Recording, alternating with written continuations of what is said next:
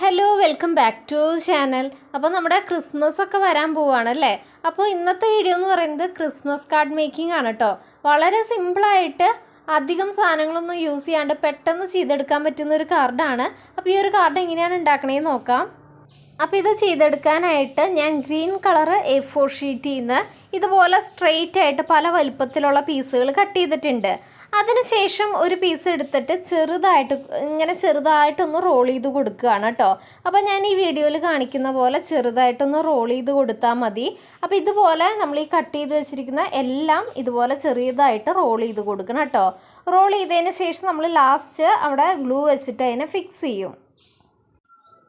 നമുക്കിത് ചെയ്തെടുക്കാനായിട്ട് പല വലുപ്പത്തിലുള്ളത് വേണം. അപ്പോൾ നമ്മളിത് ചെയ്യുമ്പോൾ ടൈറ്റായിട്ട് പിടിച്ച് റോൾ ചെയ്ത് കഴിഞ്ഞാൽ കുഞ്ഞിത് കിട്ടും.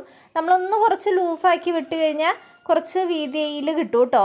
അതുപോലെ തന്നെ നല്ല ലെങ്ത്തിൽ എടുത്ത് ചെയ്ത് കഴിഞ്ഞാലും നല്ല വീതിയിൽ കിട്ടും. അപ്പോൾ അത് നമ്മുടെ ക്രിയേറ്റിവിറ്റി അനുസരിച്ച് നമ്മുടെ കയ്യിലുള്ള പേപ്പറിൻ്റെ അവൈലബിലിറ്റി അനുസരിച്ച് നമുക്ക് ചെയ്തെടുക്കാം കേട്ടോ.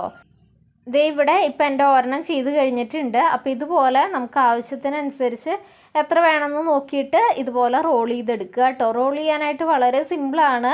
അപ്പോൾ ഞാനിപ്പോൾ കൈ കൊണ്ടാണ് കേട്ടോ റോൾ ചെയ്തത്. നിങ്ങൾക്ക് എന്തെങ്കിലും വെച്ചിട്ട് റോൾ ചെയ്താലും കുഴപ്പമൊന്നുമില്ല. അപ്പോൾ ഞാൻ ഇതുപോലെ തന്നെ ബാക്കിയുള്ളതും റോൾ ചെയ്തതിന് ശേഷം കംപ്ലീറ്റ് എല്ലാം ചെയ്തതിന് ശേഷം ലാസ്റ്റ് കാണിക്കുക കേട്ടോ.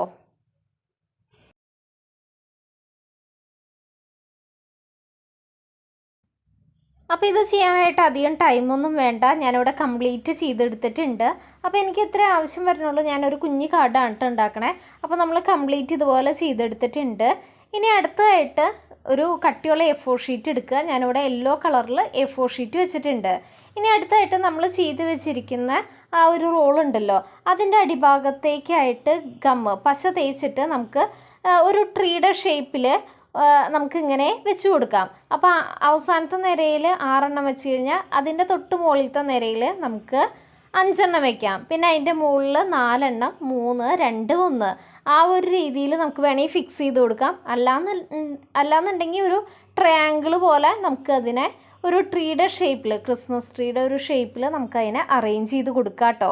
അപ്പോൾ നമ്മുടെ ക്രിയേറ്റിവിറ്റി അനുസരിച്ച് അതെങ്ങനെയാണെന്ന് വെച്ച് കഴിഞ്ഞാൽ ചെയ്യാം.